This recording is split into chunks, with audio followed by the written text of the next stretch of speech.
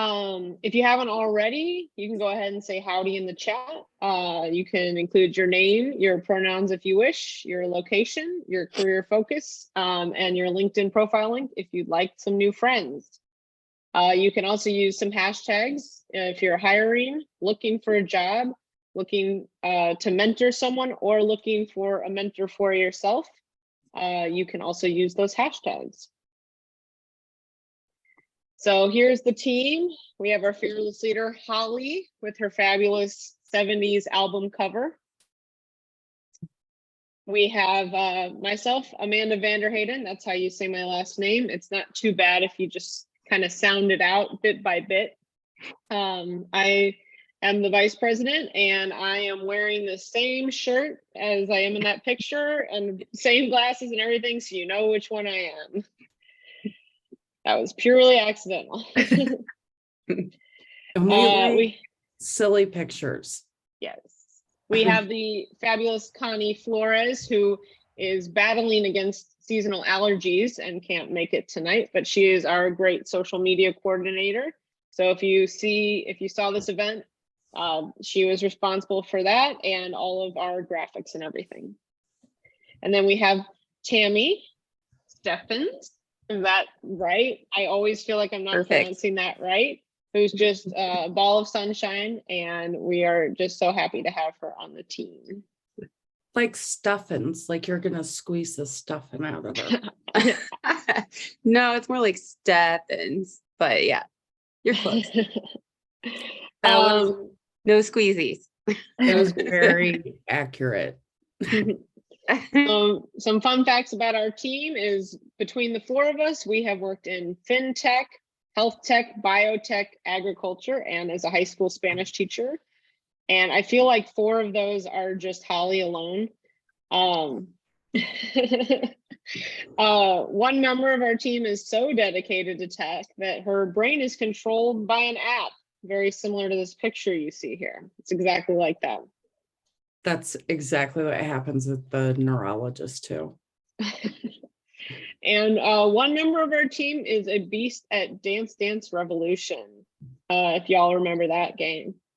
I, on the other hand, it is not me. I am like dyslexic when it comes to sideways things. Like I can't read an Excel sheet because I get like the lines mixed up. And Dance Dance Revolution, I just look like I'm doing a little square dance when I try to do it. So somebody's gonna get knocked out if I play. Yeah, it's not pretty. It's not pretty. You can find us in a lot of places: Instagram, LinkedIn, Meetup, and Twitter. We post all of our events on there. If you search STLX Meetup, you can probably find us on any platform. We also have a YouTube channel that we are going to update someday soon, and Slack, which I will post a link to in the chat in just a moment. For those of you that are in the St. Louis area, we have a summer social and potluck coming up. It's Saturday, May 13th from 12 to 4 p.m. in Tower Grove Park at the Cypress North Pavilion. So we've got 2 QR codes here. I'll also put these links in the chat. One is to RSVP via Meetup. The other is to sign up for a potluck item. We made a list so that we don't have like, 5 potato salads. We'll make sure we get some variety in the potluck. So we'd love to see you. It's a great chance to kind of meet people in person and get out of the computer for a little bit. Holly, do you want to take it from here? Absolutely. Here at STLX, it's very important to us that we nurture the experience design community with quality content while cultivating an inclusive community for all. We are dedicated to providing a harassment-free community for everyone. We absolutely do not tolerate harassment of community members or event participants or presenters in any form. You can read our full code of conduct if you click or aim your camera at the QR code and we can also drop a link in the chat as well. I got a link locked and loaded All after right. after this. Okay. And do you want to introduce Jess? I would love to introduce Jess. I had a feeling you would. I would. So I am super stoked that my pal Jess, who I met via the Bluebird, we met through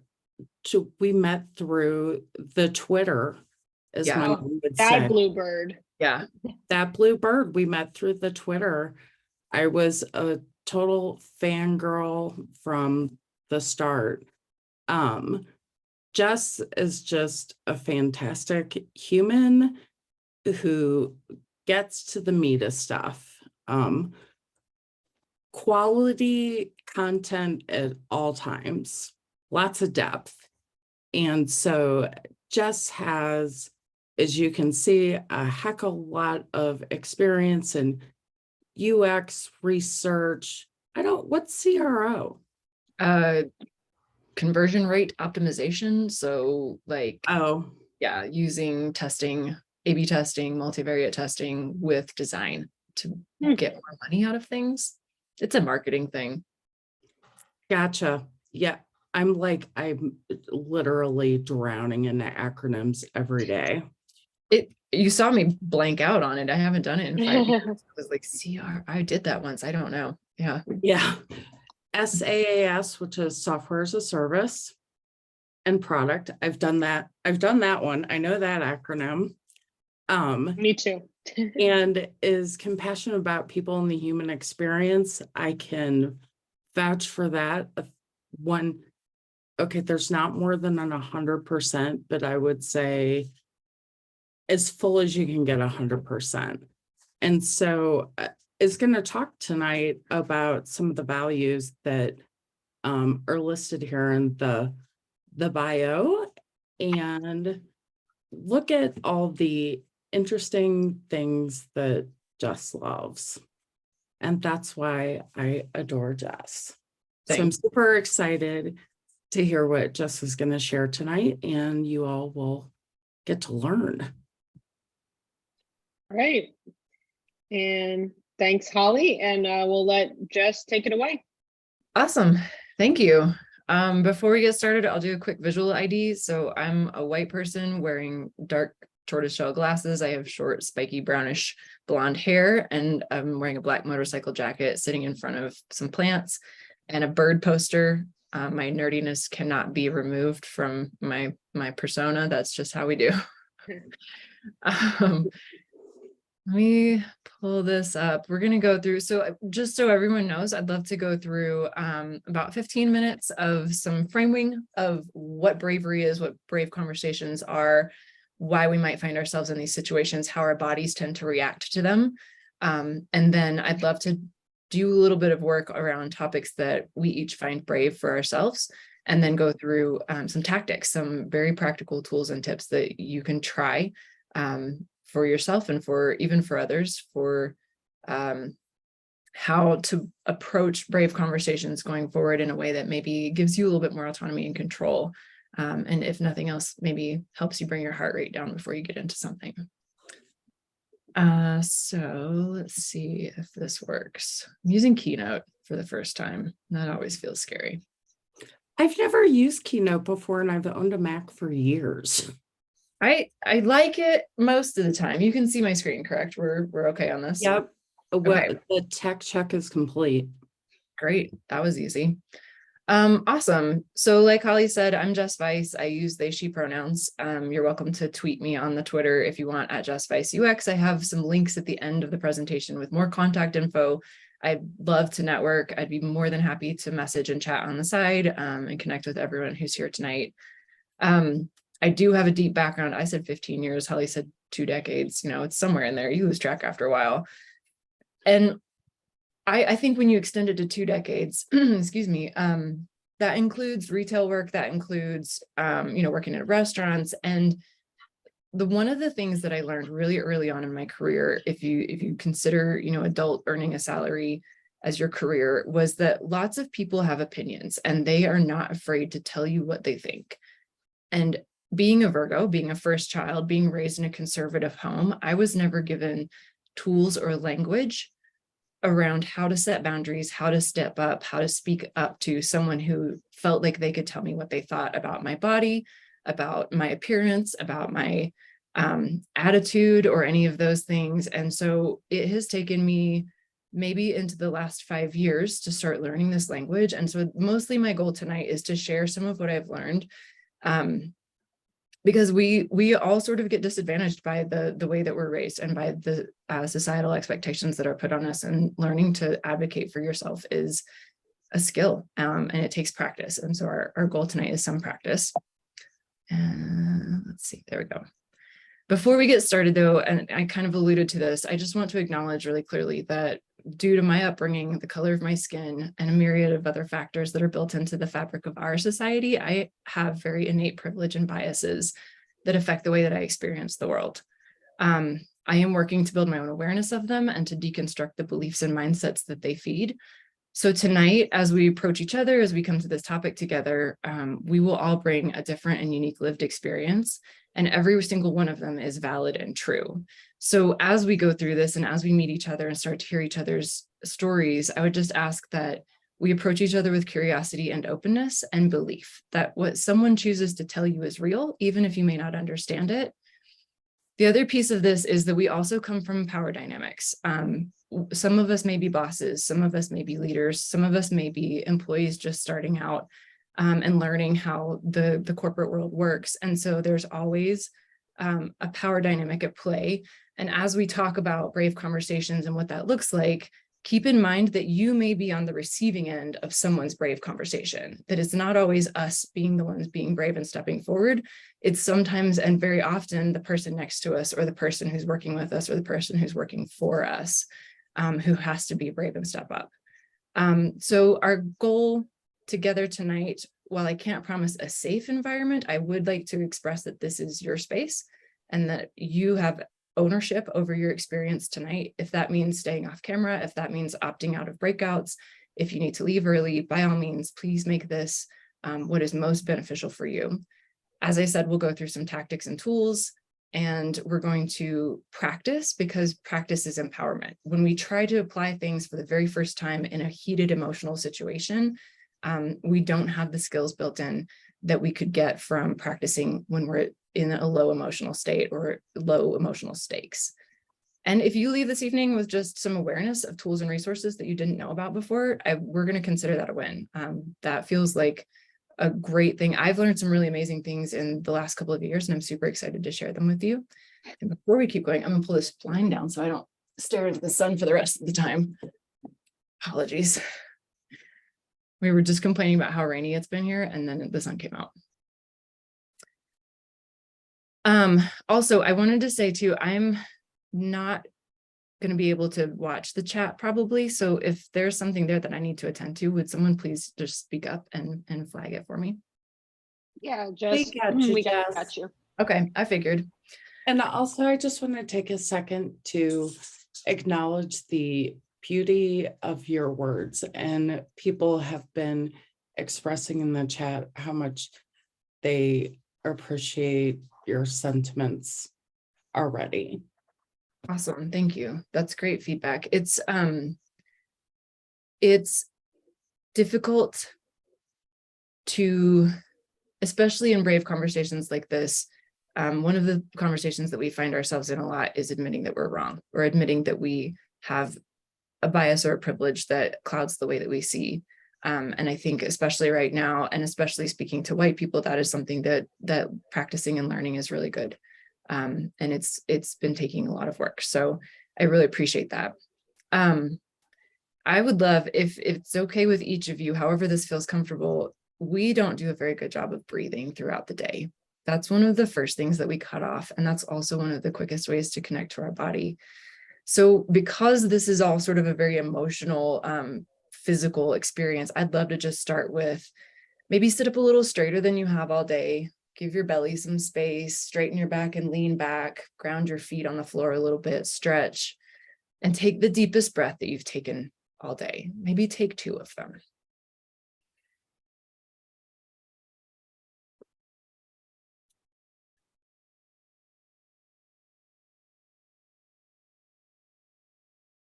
I'm so grateful that each of you chose to be here and to spend your time with us this evening. And I'm so grateful for the power that small groups working together to change the world have to make a difference. And I feel like this is one of those groups. Okay, let's keep going. I'm going to click that thing all night long. It's just going to make noises. I apologize for that in advance. So I just recently watched the movie Brave. And yes, I know it came out in 2012. That's just my timeline for watching movies. And what I loved about this movie was that, and I'm not sure that the creators meant to do this, but they contrasted Merida, who is this wild child who sees witches and faces down bears and climbs rocks and shoots arrows and rides bareback and does all these daring things. They contrasted her bravery with her family's silence. Her family refused to have important conversations with each other. They refused to tell each other the truth. And maybe this is just because the lens that I have on the world right now, but that was how I read the story that they were telling. And so it made me wonder, as an English major and an etymology nerd, what does the word brave mean? When we look it up, what does it mean? Merriam-Webster says it means to have or to show courage. And I frankly think that's bullshit. That is a very passive definition. It just, like, to have and to show are really passive verbs. And what is courage anyway? Courage is, I don't know. So I rewrote it. I think bravery is the willingness to exist in the unknown.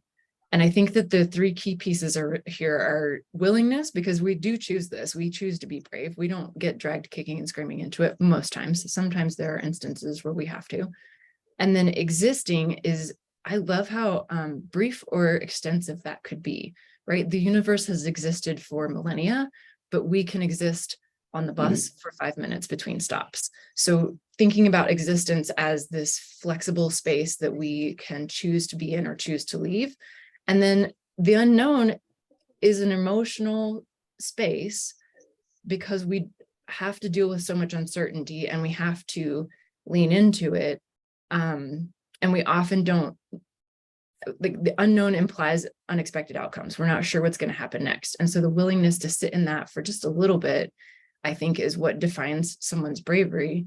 And these words could mean anything to any single person in any circumstance. And I think that's more the kind of bravery that I want to talk about. So what makes one topic harder or more brave than another? I think the very first thing is that emotions get involved, right? Something happens and I have a strong feeling, or someone else has a strong feeling, or likely we both had a strong feeling about it. There's also a lot of, again, power dynamics. I feel unseen or unheard.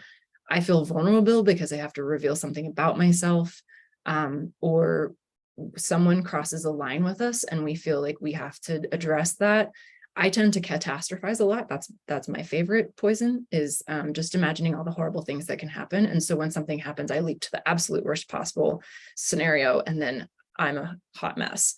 Or we're conflict averse, or we have to stand up for ourselves or for someone else and ask for our needs to be met. So emotions, I think, actually filter down through all of these if you look at them. And I want to go through, I know we all sort of know fight, flight, or freeze, but I want to go through this a little bit more clearly, because what's not being talked about right now in a very clear way is all of the research on stress. There has been tons of study in the last several years, and especially more recently, on women and people of color and how much stress affects day-to-day physical health, and how much compounding stress can do to shorten lifespans and cause related diseases, or even seemingly unrelated. There's lots of instances of diabetes being related to stress that we actually are just starting to put together. And it seems wild to me that we're living in 2023 and only now talking about stress and stress cycles. So I want to go through this really quickly and just talk about what our bodies do, because once we understand what our body's tendency is, then we can work with it instead of fighting to maintain control or fighting to be calm. We can know what to expect and work with our bodies to be able to work through a brave situation. So usually what happens is there's an event, something happens. My favorite example right now is a grocery store employee drops a can while they're shelving things. And there may be two people in the vicinity. One person may not react to that. They may be used to loud noises. Maybe they live in a city. That's just not a shocking thing for them. Maybe I'm in a bad space today and that sound scares the crap out of me, right? So there's been an event. Every single one of us will react to events differently. This event in particular has triggered an emotion for me. I'm afraid. There's been this instant reaction in my body, and we go through 3 quick stages: alarm, resistance, and exhaustion. So as soon as the triggering event and the triggering emotion happen, our body goes into full alarm. We get a chemical reaction. Epinephrine is adrenaline. So we get adrenaline and cortisol like injected into our system. It takes about 90 seconds for that to wash all the way through. Cortisol blocks everything that you don't need. So digestion stops, tissue repair stops, growth hormones stop, all the things that are sort of peripheral stop because of cortisol. And then adrenaline actually kicks your brain into high gear. So your breathing increases, you start to take in more oxygen, your muscles tighten and tone, your eyes actually start to take in more light, your mental acuity and awareness spreads to beyond where you're standing in your circle. And your whole body is ready for fight, flight, freeze, fawn, or flop. And we have more of these than the last time that I looked it up. We all kind of know fight, flight, or freeze. And fawn, I think, is actually probably an evolution of our current society where we are often in communication with each other, verbal communication. This is also often seen in abuse situations where there's verbal abuse, and the person who is triggered and is trying to defend themselves is appeasing. It's just saying anything and everything that will get the other person to calm down, or to leave, or to keep the defensive person safe. And flop is an interesting one too. This is where folks will literally pass out in the face of a sudden surprise or a sudden triggering emotion, or they'll lose muscle control and fall down. And so it's actually, if you look at it, it's a very natural way for our body to try to protect us, is to just neutralize us and be like, nope, you're offline. And if you're offline, nothing can hurt you. So as we go through scenarios, especially less harmful ones where you're like at the grocery store and hear a loud noise, paying attention to how our body tends to react is really, really helpful in getting through the next stage of it. I tend to freeze or fawn. And even if it's a spider, like if a spider jumps at me, I'm like, oh, please don't do it. And I just start talking to this poor spider. And so paying attention and knowing what you tend to do is a really helpful tool. So let's say the threat has passed. We've looked at it and we're like, oh, it was a can. I'm okay. Everything's safe. It's been about a minute and a half and my body is starting to clear some of these chemicals. The thing is, the dregs are there for a long time. And if this happens at work, your boss walks up behind you and says, hey, where's this thing, right? And you have this sort of reaction of like, oh, I'm in trouble, or I need to freeze, or I'm going to just talk to him until he goes away. Our reaction is to turn back around and look at our computer and try to keep working. But what we need to know is that for a period of time after the alarm phase, we can't go back to full clarity. We're going to have poor focus. We're going to have irritability. We're going to have some frustration because our brain is still in that wide awareness space trying to ascertain if there's any more threats coming.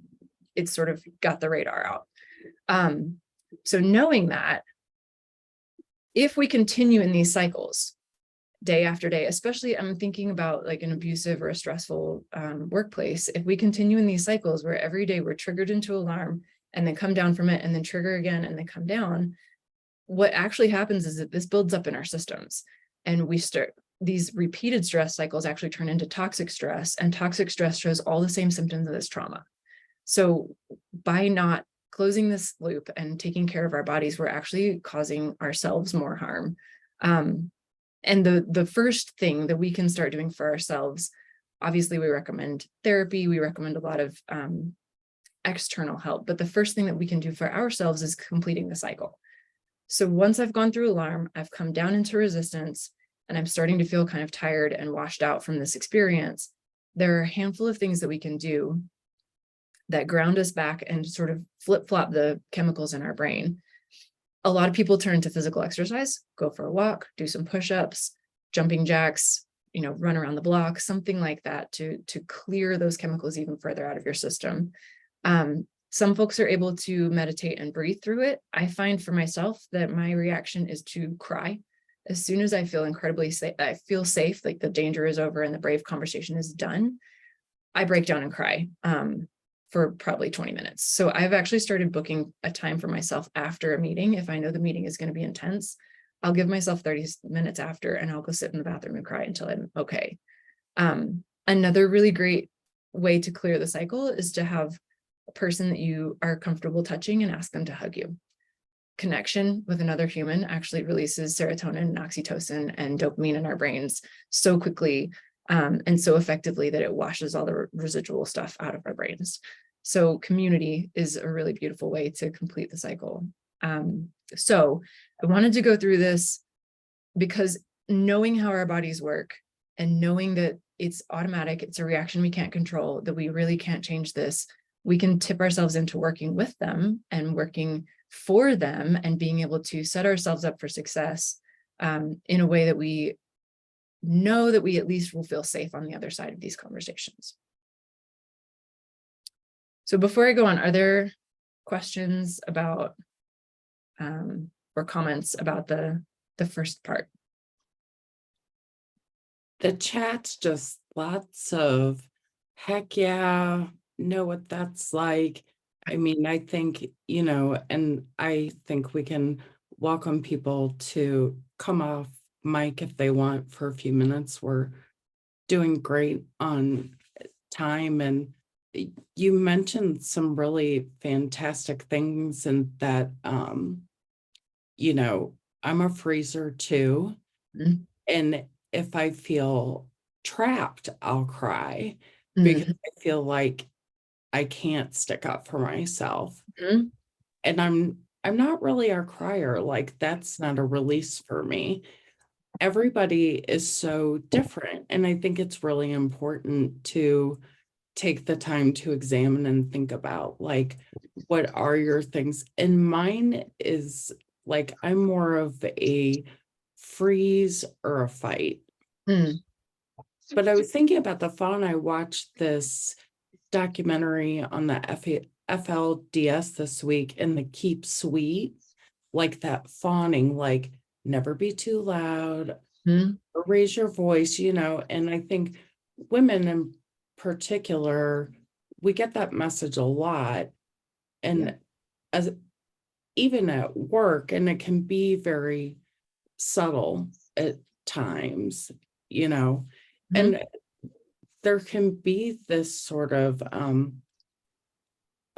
invisible pressure there where people aren't directly saying it, but it's like it's that too much message. Mhm. And Yeah. it's very hurtful. Yeah, and it's hard to know what to do with it, especially when too much. Then if you approach it and say, "I'm not too much. Here's what I think," then you are still being too much in their mind. It's a vicious cycle sometimes. Yeah, this took a lot of practice. It also took a lot of embarrassing moments where I decided to be brave and ask someone at work to hear me out, and then ended up crying at the HR person's desk. And we have an open office plan. So I'm standing next to someone crying, and then the whole building is looking at me going, "Oh God, is that person okay?" I'm like, Oh no. I'm just gonna go for a furious walk and cry at the pigeons. It'll be okay. They're very empathetic. On their good days, yeah. When they're not doing poo flybys. Yeah, and I'm certain every single person here has felt like that chest deep rush of adrenaline. Like it's such a physical thing, and it's so surprising to me the things that cause it. Especially in a work environment. I've even found it in UX environments where we're doing research and we're doing interviews, or I've heard stories of folks who are doing ethnographic interviews, and they're in someone's home and this person says something triggering about their appearance or about their gender or about anything, even like something very racist, which can happen it's their home. And what are you supposed to do? And how do you process and take time and choose your action instead of reacting and then having something that you regret later? Or a lot of us, and this is definitely my tendency, a lot of us tend to freeze up and then just beat ourselves up for hours afterwards, right? There's so much shame with, I should have acted, I should have said this, I should have said that. No, it's a chemical process. You can't stop it. And there is no shame in freezing up and not knowing what to say, because these things are a little unprecedented lately. I think rumination is an excellent point. And one of the best things that someone ever taught me is that it's totally okay to say, I need to think about that. Yeah. That's one of the tactics that we'll go through, is just asking for time. So I want to start first with some topics. These are my topics. I should have said my, not our. I don't know, with me and the mouse in my pocket. But negotiating a pay raise, asking for a role change, those are terrifying. Having to outline your worth and your value and ask for a monetary attachment to that. Calling out a microaggression from a colleague and saying, hey, you can't act like that, or that's not okay. Setting a boundary, please don't do this. Admitting we were wrong, that takes a lot of guts. And there's a similar chemical process in your body when you step forward and say, no, you're right, I screwed that up and I'm sorry, and how can I do better? Speaking up in support of someone, again, like advocating for diversity in research panels, talking to clients about why we need more representation in the people that we're interviewing, and why we need to spend time and money to find them. It triggers those same kind of defensive chemicals where our body is afraid. Asking for our needs to be met. And I think this applies to not just work. We'll keep it sort of to work, but please know this is family, this is friends, this is strangers on the street. These are all tools that can be used anywhere where other people are, mostly where other people are.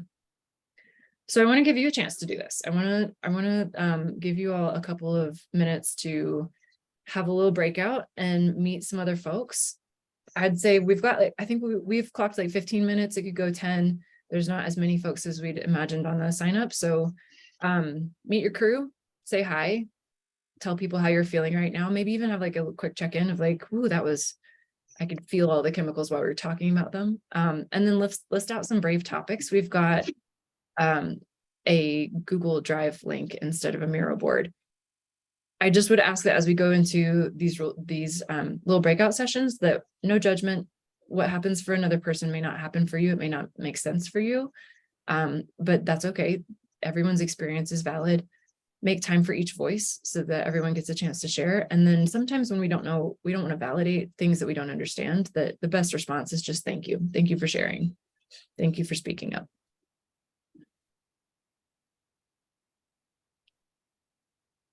Holly, I think you're awesome. So that was okay. Everybody feels there's a little relief in connecting with each other and feeling that's that community building, right? A little bit of boosting serotonin, boosting dopamine, feeling connected, feeling like part of something that other people experience.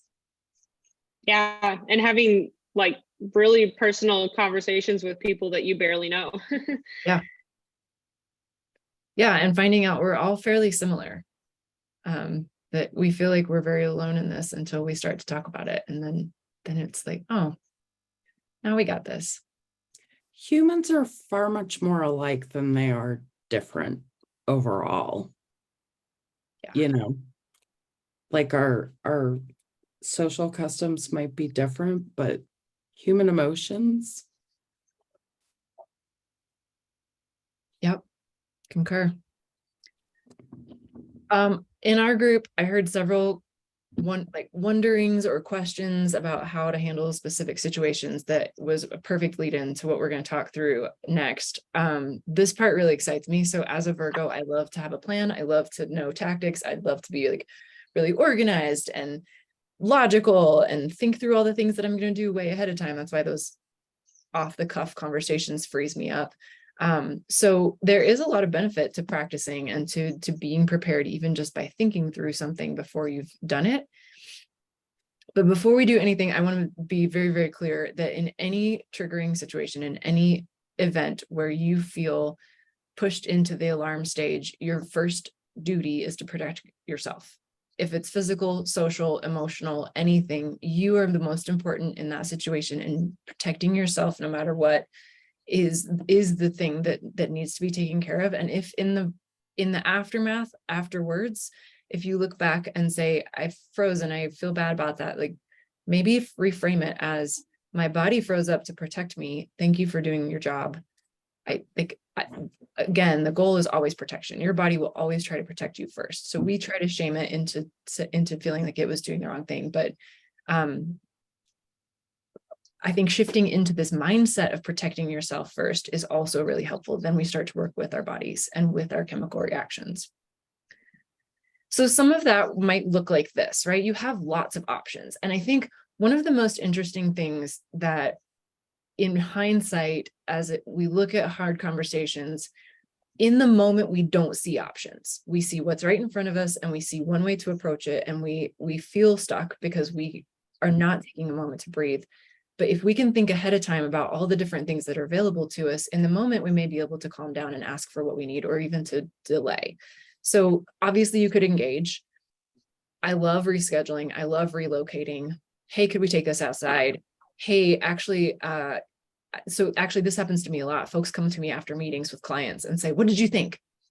What did you think about that? What should we do next? And my response has become, and the first time I had this conversation was terrifying, but it was well respected. And my response is just, I need 24 hours. Can I circle back with you tomorrow? I'm a processor and I know that about myself. I will promise I will follow up, but can I have some time? Recruit others to help you, either prep and practice with someone. We were talking in our group, if you don't know how the person that you need to talk to is going to receive your message, find someone who knows them well. Ask them how they would approach the topic. Ask them what they know about the person's, sometimes personal life comes into it, right? We don't know that someone's going through a hard time, and so they act out, and we don't know all the situation, but someone else might be able to tip us off and give us some information. And I'm going to say this too, not reacting is a defense. Not reacting is an option, especially in an abuse situation, especially where you are emotionally unsafe. Shutting down, closing off, not reacting, and stonewalling until you can get out of the situation is an absolutely valid reaction. And if that is what is needed for you, please do it. Again, you are the most important piece in this equation, and protecting yourself is the thing that needs to happen first. We can deal with whatever happens after in a different space, but in the moment, protect yourself. And if that means not reacting, please take care of yourself. There are bunches of different ways to send messages and schedule conversations. Mediation and allyship and escalation are ways to bring this to other people's attention, to elevate it, to get more help from maybe trained specialists or trained professionals. Intervention is always an option. It seems extreme, but sometimes we do deal with extreme situations where it's just literally above our pay grade. I can't handle this. I need help. Someone needs to step in for me. So once you've got space, once you've been in the situation, realized you want to do something about it. And for me, and I'd love to hear real quick if this is the same for you all, what I notice is something happens, I have a reaction and I shut down or I freeze. And then maybe an hour later, my brain kicks back in and goes, why didn't you say this? Why didn't you say that? You should have called them out on this. That was inappropriate. A lot of times I don't recognize an inappropriate thing until an hour later. And then I'm like, oh, he was being so rude to her. I should have said something. There's still time. And that's where I'm finding myself, especially at work. There's still time to address that. There's still time to have that brave conversation. And really it's on us to stand up and do that. Do you all find that's the same, that you have a lot of the hour later should have, didn't recognize it until I was out of it? I'm seeing some. Oh yeah, Completely. Yeah. Definitely. all the time. Okay. For myself and with others, like there's plenty of times where I'm like, it would have been a just fine conversation had I not said that. Like not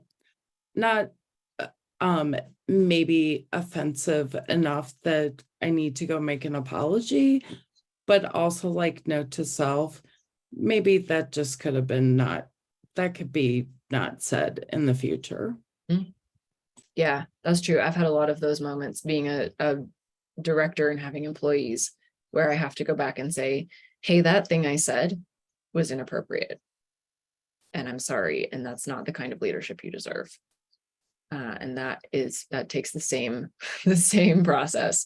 So this is good. So once it sounds like we all sort of have either in the moment when it's happening to us or it's happening next to us, tangentially around us, we have that sort of break where our brain starts to kick back in after all the chemicals have cleared and we go, oh, I would want a do-over button, mostly is what I feel like. So once you've got space, take a few minutes and go through these steps. These are super helpful. Name what you felt, because our emotions are real. Our feelings are real.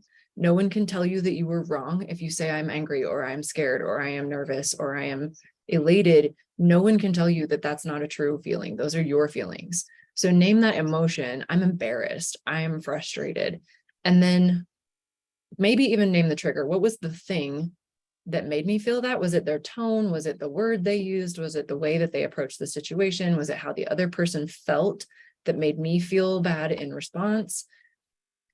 And then think about your desired outcome. And we sort of started to address this in our breakout group of, what do I want out of this? Best case scenario. And actually I will do best case, worst case scenario here. Like best case scenario, I would love for this person to accept my apology, or best case scenario, I would love for the company to reconsider this policy on work from home or whatever it is. And then worst case scenario, if I ask for this, what's the worst thing that could happen? Maybe they fire me. I've been fired before. There are worse things. So put in mind what it is that you want to happen on the other side. And then we talked about this too. Think about the other person. And this, again, this one is that power dynamic switch where I could be the boss and this person is coming to me asking me for something that's brave for them. I also need to listen with receptivity and openness to the fact that they might be standing up and stepping out and doing something that's very scary for them. And how can I be a soft place to land? Even if I can't give them the thing they're asking for, how can I show up? How can I listen? How can I validate their feelings? And how can I offer the thing that I can do as their boss to help try? Even if we can't do it, can we try? So who is this person? Do they have power over me? Do they have power with me? Are we peers? Do I have power over them? Is this, what might their perspective on the situation have been? How might they have seen that? Do they realize that that was inappropriate? Or is this just something is it a common casual behavior that they do all the time? And then when are they most receptive? What would be the way to approach them and the way to say this that they'll hear me? There are always people who will not hear you. That's just the mindset they're in, and that happens. But what we were saying in our breakout group was practice tells your body that you will be true and authentic to your integrity and that you will stand up for yourself. And as you practice that, even with people who won't listen, and even in sort of low stakes situations, you're telling your body over and over again, I'm going to keep us safe. We're going to do this again, and we're always going to try to keep us safe. And that makes it reduces some of the alarm reaction the next time that something happens. Identify your options. You got tons of options. We just went through a whole list of them. You also can think of anything outside of that. We'll go through 6 tactics that you can try. You could outline every single one of them and decide what you think will work best, and then take an action. And this is part of that clearing the cycle. Once I've been triggered, once I've come down from the emotional rush and from the chemical rush, and I'm trying to clear my body, action is the thing that will help clear it. So it may be running, but if I leave that unresolved in the back of my mind and I don't step forward and have that conversation, my brain is still feeling like in awareness space. I'm still waiting for something to happen because I haven't resolved it for myself. And then again, complete the cycle. Again, as soon as we take action and we've talked to someone, we've stood up, we've asked for the thing that we need, then we go cry in the bathroom or go for a run or hug somebody. So these are just, and this doesn't work for everybody. These are the things that I've found that have worked and the order that I try to do them in. You may play with it, especially if you've got some low stakes conversations at work that you feel like you could after an hour, think on it and go, I could just not say anything, but I think I might. I think I'm going to try this. It's great practice, and it's great to kind of go through these steps and think about how you might do it. So let's go through tactics. This is my favorite one. I put it first. I don't know why. Usually we save our favorite for last, but this one's my fave. Nonviolent communication has been around for a bunch of years. There's a book, there's clubs, there's a whole bunch around it. It basically breaks down to building space for both parties to feel empathy, to be honest, and to reflect on what happened. So when something happens, I feel this, and then you make a request. Would you be willing to? The tip here is don't put the other person in the first situation if you can help it. So, hey, when we're in a meeting and I speak up, but no one hears me, I feel invalidated. I feel like I'm not valuable. Would you be willing to back me up the next time I speak? Would you be willing to ask others to listen to me? It could be as simple as that. It can also be when anger is the way that you approach me. And sometimes it is that you have to have that person in the sentence. But when you approach me with anger, I feel off guard and I feel unsafe. Would you be willing to text me ahead of time and let me know that you're upset and that you want to talk? Little things like that planning them out ahead of time gives you this formula to follow, and makes that request really clear. And it's almost an invitation, right? We don't often invite people to join us in changing our behavior. We mostly make demands, or we very carefully talk around the thing that we hope that they'll do. And this instead just says, it's an invitation. Would you be willing to? And most people will respond pretty well to, would you be willing to? However, I have been in situations where I've used this and the answer was no. And then you take care of yourself, right? You come back to, great, then I'm going to protect me. And that means leaving. That means getting out of this situation. So that's the first one. The second one is more applicable for work, self-advocacy. And this is just building your own self-esteem and your career plan. I say this to every student, and Freya just ducked out a little earlier, but she was a student of mine. I've said this to every single one of my students: steer your own ship. No one at work is going to steer your ship for you, even if you have a super nice manager, even if they really try hard. They don't have as much power over your career path and the things that light you up and the things that you're good at as you do. So start steering your ship and tell people what you want. Document everything. I love this idea of a hype doc where you screenshot compliments that someone has given you, any shout outs, you record all your one-on-ones, you record your goals, you record your reviews, write down your needs when you asked for them to be addressed, basically documenting how your work life is going on the emotional and sort of personal side. Big tip here is save a copy to a place where it can't be destroyed if your computer shuts down or if they cut off your access to work. That's just duplicate it to your personal drive so you have a version. Know what you want. Short term, this week I want to do this, or long term, in 10 years, I want to be a CTO. That's yours and you can talk about it, and people aren't mind readers. So if they don't know, you can't really blame them. So standing up and saying, even if you write it out, like, in my goal is to be a CTO, I'm doing this to help with, it can be super subtle and backwards and sideways where you just mention it in passing. But telling people that this is what you want will help them to start paying attention to opportunities. The other piece is getting feedback, finding trusted colleagues or coaches, maybe even if your workplace isn't safe, going to a partner or friend and just holding up your ideas and your plans and saying, does this look like me? Am I stepping into everything that I could be? Am I dreaming big enough? Have I recorded all these things? And, can you help me go through these reviews maybe and see like where I could genuinely improve, or is this a biased perspective on my performance? At work, think about alignment. Someone mentioned this of, if they've just closed the budget and you decide to ask for a raise, they probably will feel like that's poor timing. But if you're going to ask for something, is there a way that you can phrase it that it obviously benefits your boss or your team or your company? Is there a way that you can set it up so that they see it as in alignment with where they're going and make it an easy yes for yourself? And then this is super important, and I think it goes way further than just self-advocacy, but it's building a safe environment for other people. Always state your intention. And I mean this in two different ways. When you send an email invite, or when we send email invites and ask people to join us to have a conversation, if it's a brave conversation or if it's just a chat, tell them what you want. I think we've probably all gotten that email that's like, check in with Jess, 2:00. And there's no agenda. And you're like, oh, great. Yep, I'm going to be fired. That's it. They're just going to fire me. There's no questions. I've had that where I did get fired. So I have a lot of trauma around, around email invitations. And that's another thing, right? Like this goes the other direction. If someone sends you an invitation with no agenda, it's a brave thing to do to reply, I would like an agenda for this meeting.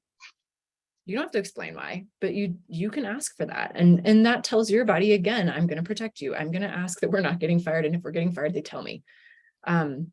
Say it aloud, say it in an email. This goes also with your goals. State your intentions, state your goals, state the things that you really want to be to your peers as you go, and build both external resonance with what you're hoping to be and grow into, and internal resonance with your intentions. Jess, I was Yeah. just going to say, sometimes I'll schedule meetings with someone that I don't normally schedule a meeting with, and I will message them first and say, hey, Yes. I really wanted to meet with you to talk about XYZ. Yep. Would you be willing to chat before I even send out the invite, to make sure I have their permission and it's not going to overload them or whatever. So I typically always do that before I put anything on anyone's calendar. And that's a great way to know their preferences. Not everybody loves having calendars scheduled. One of our creative directors prefers that you drop into his office, which is surprising, but that's okay. If that's what he wants, I wait until he's clear and drop in, because he'd rather just not deal with Slack or email or his calendar. So yeah, I think that's lovely. Asking people, telling them, hey, I want to talk. Here's what I want to talk about. And honestly, I've had some conversations recently where we had an executive who lost his temper in a meeting. And it triggered me because of my past and some of the things that I've been through. And so I sent him a meeting invitation. And in the invitation, I said, I would really like to rehash what happened in this meeting. And it was great. It was fine. He had a lot of personal things going on that he was vulnerable and shared with me. And we had an interesting conversation. I cried after that one too, even though I came out very safe and everything was fine. It was like, oh, that was a lot. But yeah, saying aloud or saying in writing ahead of time, like, this is what I want, gives people time to think.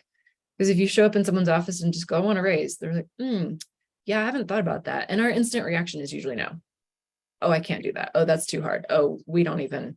It's like, I would love for you to think about this for a week before I ask you for a raise in person. I think also, we have to remember that we've been thinking about it for who knows how long, right? It's a surprise for them. And maybe they just found out their kid has head lice, right? Or they have a funny bump they're worrying about. Anyone, or they're scared they're going to get fired. They could have a thing going on that has nothing to do with you at all. And if you don't give people a minute to collect themselves and prepare, you're probably not going to get, it just increases your chances of success, if nothing else. If you give them a chance to opt in. I feel like it's like subscribing to a mailing list. If I get to pick, I feel much happier about it than if I just start getting shit in my mailbox. Yes. And I think that comes with knowing what you want and stating it. If my peers hear me say, someday I'm going to be the head of the strategy team, someday I'm going to be this, I really love UX, I'd love to move into that. Oh, I really enjoyed this, I'd love to pivot there.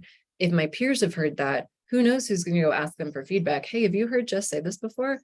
I want them to be like, oh yeah, they talk about it all the time. Totally. They'd be great at it, right? I want that kind of networking support where folks hear me say it and know that I'm interested.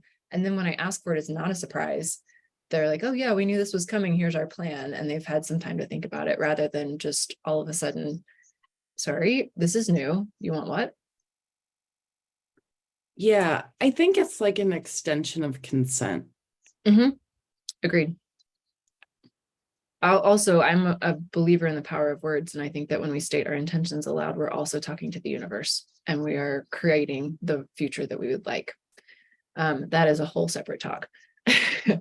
Another way to do this is building community. There was this great study, and I've linked it in the resources, that's fairly recent. I want to say it was in the last 3 years, where an event happened in a group setting. It was a lab, and something happened that upset everyone. And someone observed, oh, look, this is interesting. Some of the scientists went and locked themselves in their offices and shut the doors and didn't come out. And then some of the scientists went to the kitchen and made coffee and shared cookies and talked about what happened.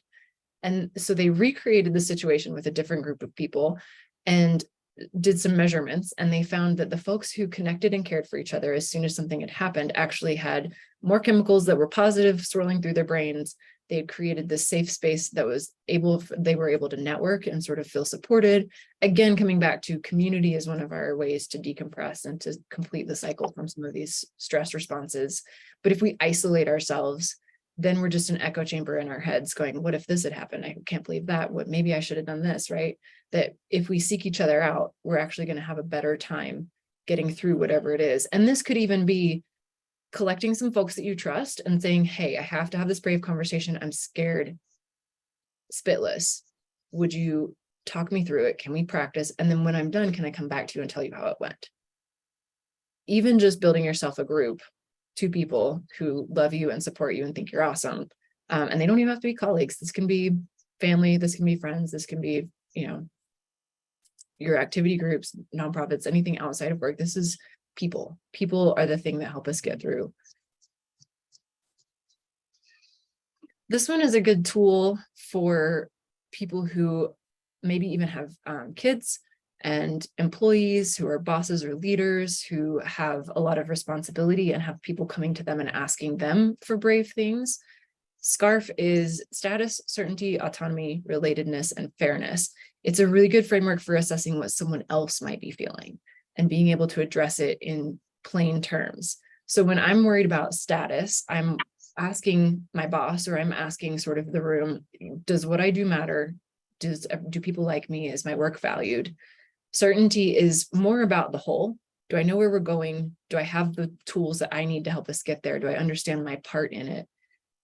Autonomy is, again, sort of that counter to micromanagement.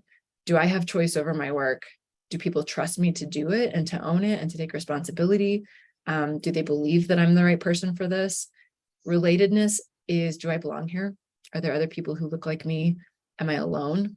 And then fairness is, are these decisions and practices just and unbiased? Is this company fair? Are they trying to operate for everyone's benefit, or is this one-sided?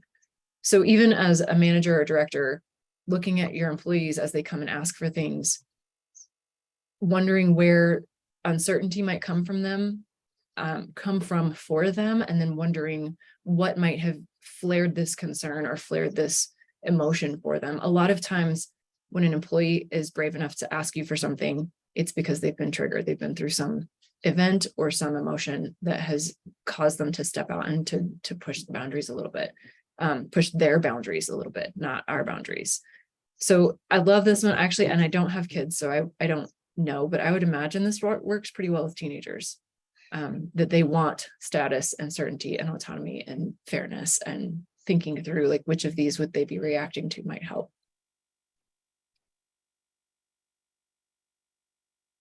This one feels really related to UX. Trauma-informed care is a buzzword right now. Lots of people are talking about it. What I would recommend with trauma-informed care is finding someone who's licensed and is offering certifications and going through a certification course, especially as a UX researcher, especially as a UX designer, because what we're asking people to do when we sit down and have interviews is we're asking them to relive something that happened to them. Tell me how it felt. Tell me what you did. Tell me how, and we do this very casually and off the cuff, but what we might not realize is that trauma, like we just talked about, is just compounded stress, or in some cases can be compounded stress. And if this person has been dealing with a frustrating situation over and over and over again, and it's something that we're trying to fix, we see ourselves as, the relief unit. We're coming in and we're going to fix it and everything's going to be okay. But by asking them to repeat the thing that they have been banging their head against the wall on for months, we may actually be re-traumatizing them. So realizing that trauma comes in different forms, realizing that it's much more widespread than we imagine. It's not just clinical trauma like we talk about with therapists. This is everybody. We all experience some degree of toxic stress or trauma. Recognizing the signs and symptoms when someone starts to exhibit traumatic responses, especially in a UX interview, is super important because we need to be the ones who are able to then respond. Hey, it seems like this is really upsetting you. Would you like to take a break? Is this something that you're comfortable talking about? We can stop. We don't have to do this. Our research subjects are volunteer. And even if we're paying them, even if we're compensating them, they don't work for us. They don't owe us their experiences. And they're offering us a gift. So offering them the gift back of space and safety is huge. And then taking that awareness and turning it back and saying, hey team, when we interviewed these people, we noticed a trauma pattern. We need to reevaluate our policy. We need to reevaluate our research practice. We need to train our team. We need to, whatever it is, but we need to advocate internally for the people that we'll be interacting with externally, and then actively seeking to resist re-traumatization. So this is where the brave conversation internally comes up, because then I have to be the UX advocate. And we all know what this feels like going into a team meeting and standing up for users. It isn't always well received, but this is also then showing up and saying, we can't talk to that population again. We can't talk to that group of people because they can't talk about this without revisiting their trauma. And that's not fair. We can't do that. In corporate situations, not many people understand this. So this is a brave conversation that we have to engage in as UX researchers. And then bystander training. I highly recommend this for every single person on the whole planet. I think it's amazing. I did it once and I've linked the group that I worked with. There are ways when someone else is experiencing a trigger, when someone else is in fight, or flee, freeze, or fawn, and you recognize it, there are so many things that you can do to help make the situation safer for the person who's experiencing the harm. The first is distract. Hey, dude, those are nice shoes. Where'd you get those shoes? And just totally redirect the person who is directing harm. My favorite is delegate, because I'm not a very big person in real life. I'm kind of small. So I will walk up to a really large person and be like, hey, you're tall and strong. Could you go tell that person to stop? Need your help. Or could you go step in between them? Could you go do something to help de-escalate the situation? We're very familiar with documenting. I think the interesting thing that they called out about documenting is that document is not yours. After the event, give the document to the person who is centered in the event and allow them to do what they want with it. But document, screenshot, this can be online, right? When we have folks who are happy to send passive aggressive and mean messages and then deny it in person. Screenshots are our receipts, but we keep them for ourselves, or we give them to the person who is being harmed and let them know that we have them and let them decide what to do with it. Delay or debrief is also, if you feel physically unsafe in the environment and what's happening, it's okay to stand and witness and to just be the person who shows up and stays, and then circle back with the person centered and ask them if they're okay. Validate the experience. I saw that. What do you need? What does support feel like? How can I help you right now? And then the least preferred method is direct intervention, where you would jump in, physically try to separate people, or get involved. The way that they recommend doing that is to name the behavior. Hey, you can't say that, that's racist, right? Just being really, really direct, naming the behavior that they're doing without trying to physically intervene, or ask a clarifying question. I'm sorry, why is that joke funny? It generally shuts people down. But for me, bystander training was such an amazing shift on how to look at the world when I leave my house, and look for opportunities to be involved instead of be the person who walks by and pretends like nothing's happening. And that takes courage on both parts, bravery from the person dealing and the person watching. So we are getting really close to time. So maybe Holly and team, maybe we make this optional, but it's up to you all. What we had talked about was practicing, setting you up with a couple folks so that you get a couple minutes each to pick one of those tools and try it on a situation that you are familiar with. That can be really intimidating. And if we want to just skip and go to QA, I think Q&A, I think that's totally fine too. There were some great questions in our group, and I would imagine the other groups as well, that maybe a discussion is a better way to go with a smaller group. I think whatever it's technically time, so I'm happy to stick around for whatever the group would like to do. Yeah, we And- have one comment in the chat too now that's a Q&A. Okay, Q&A it is.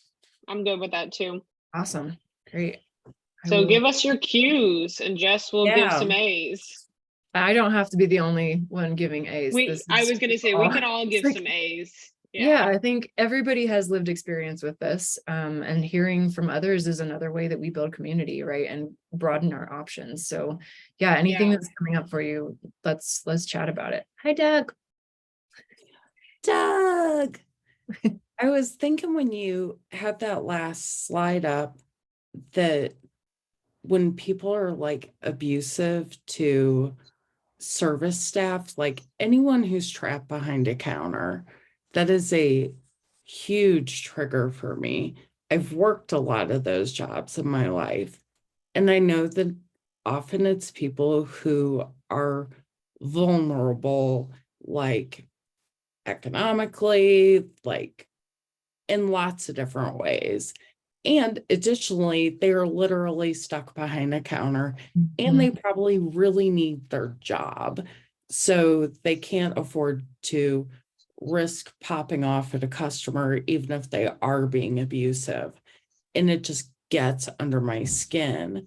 But I was thinking the times when I've had the best results in those situations, because me doing nothing is not an option.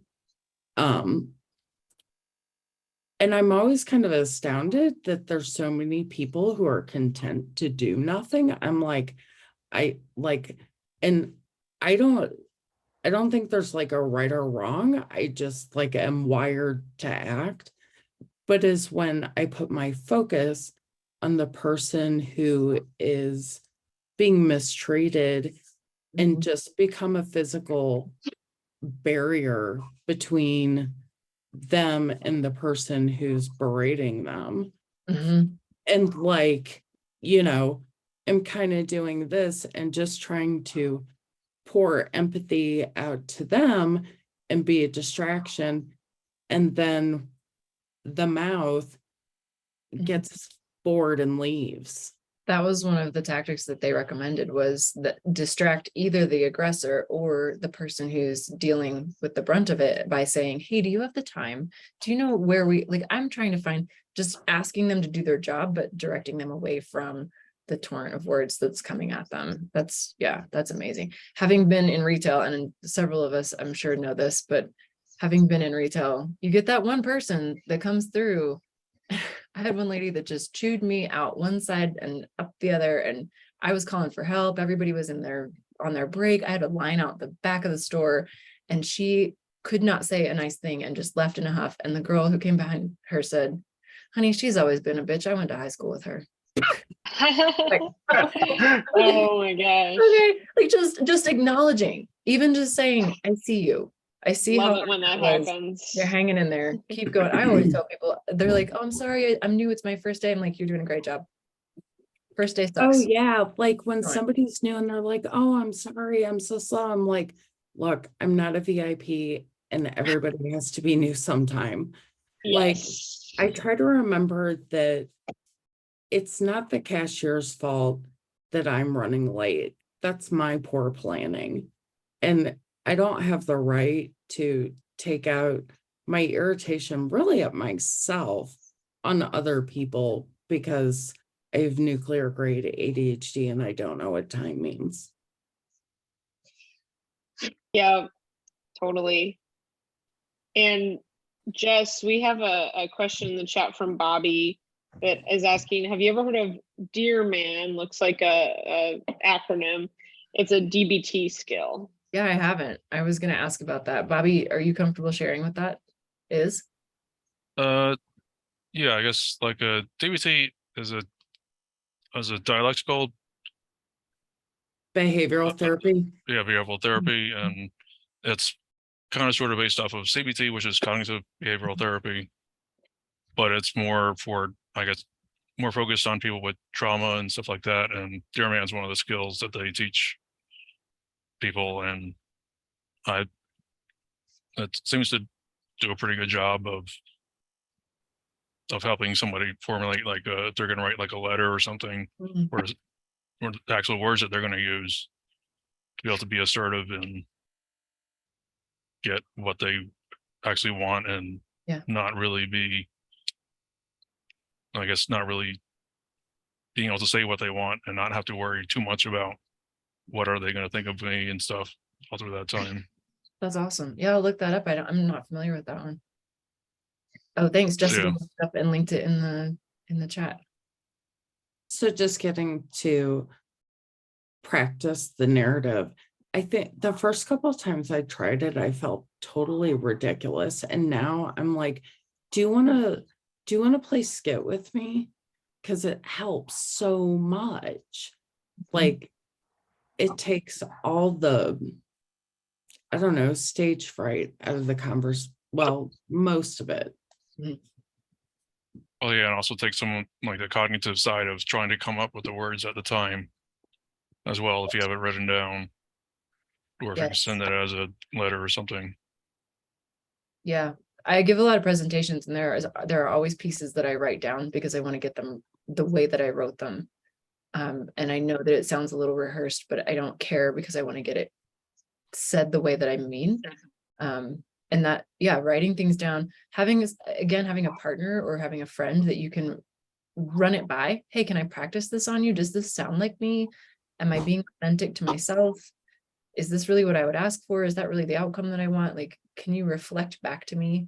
You know, if I'm even on the right track, or I've done that too, where it's like, hey, this just happened and this is how I'm feeling. Am I overreacting, or is this an authentic thing that I should be concerned about? Should I go and talk to someone, or is this really, am I just blowing this out of proportion? And that is super helpful too, having someone who can say, oh, you're just having a bad day, you need to go for a walk. Or someone's like, they did what? And they get outraged, and you're like, okay, no, that's legit. I should probably step into that feeling if I need to do something about it. And Jess, I wanted to reiterate, what you said about like putting some space between you in a situation. Like, when I was teaching, first of all, I am super conflict averse. I always have been. I hate confrontation, and conflict. And when I was a teacher, I was confronted with it constantly, and it became a thing where I could not avoid it. But what I started to do after a few years of that was, when I had a conflict with a student, rather than trying to hash it out then, as long as no one was like in danger, if they were just being like rude to me or disrespectful or whatever, then I would just like let it go for the moment. And then I would come find them a couple hours later in one of their classes and just ask if I could just like talk to them for a few minutes. And then we would just chat in the hallway, and then they're removed from the audience, first of all, which is huge for high schoolers. And then they've had time to calm down. I've had time to calm down and really like collect my thoughts instead of me reacting and saying something I don't mean, or vice versa. So I think like giving time, not just for yourself, but for the other person to calm down is crucial sometimes. Agreed. I think too, what you said about asking them to come out into the hallway, like the different situation, the different environment is helpful. When I've had a couple of employees who were just difficult, and they were going through a lot, and we had to do some disciplinary conversations that stressed me out because I don't like to have direct conversations like that, and I knew would stress them out. And walking together is a really great way to dissipate the energy, because if we're facing each other, we're I bouncing like that. back and forth. Thank you, Corey, for being here. We appreciate it. Yes, thanks, Corey. Thank you. Thanks for having me. Yeah, stay in touch. Will do. Okay. It's also less, it can be less threatening, like your position when you're standing next to somebody, your body language, if you're blocking their escape or whatever, it could be very like triggering for some people. So I love that idea of walking. I never thought to do that with my students. I'm sure they would have enjoyed walking down the Mhm. halls, you know, and Yeah. kind of getting away from, like, you don't ever get to do that with your teacher during, you know, class. So not when I was teaching, when I would go see them in other classrooms, but it's a good Yeah, idea. and that keeps them away from eavesdroppers. It breaks eye contact, so you're not staring at each other. I know a lot of us have. I'm definitely sometimes have resting bitch face where I'm just like so focused on the thing that I have to do that I actually look angry, and I'm just really concerned. So if you turn your faces and you both face the same direction and walk, you're also processing all the chemicals that are going through your body anyway at the time as you're doing it, and it seems. Not everybody's willing to go for a walk, which is really interesting. But when you offer something, I think especially as a leader, offering ways for other people to feel safe in the conversations that you're going to have. There are a lot of regrets I have with that one employee, that I could have been much safer for her in our everything, more notice, like a lot of these learnings are just firsthand. And we will always mess up, but there's always the chance to be 1% better. I think that's a great point, that, you know, it's a process. Like, none of us are gonna be like Yodas. We're all gonna continue to make mistakes and need to. I've been on the giving and receiving end of, like, whoops, I shouldn't have said that, or like, whoops, I don't think you know what that means. Mhm. And, you know, assuming good intent and having to tell someone they used a phrase that I knew they didn't know what it meant, or they wouldn't have used it, you know, but I also knew that they would want to know. And Mhm. even if they didn't want to know, it was inappropriate. And then there's been times where I've put my foot in my mouth and said something that came off very insensitive, and someone had to tell me, and I was mortified. That's, like, I'm a believer in call in, not call out. You know, we're gonna make a lot more progress if we you know, approach people with empathy and understanding than if we're like, hey, what the hell are you doing? You Yeah. know.